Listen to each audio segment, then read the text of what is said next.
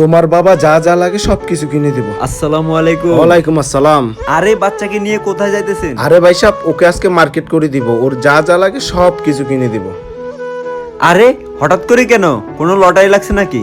আরে ভাই, লটারি টটারি কিছু না, আমার ব্যাংকে লক্ষ কোটি টাকা আছে না, ওখান থেকে একসাথে সুদে আসলে অনেক টাকা পাইছি।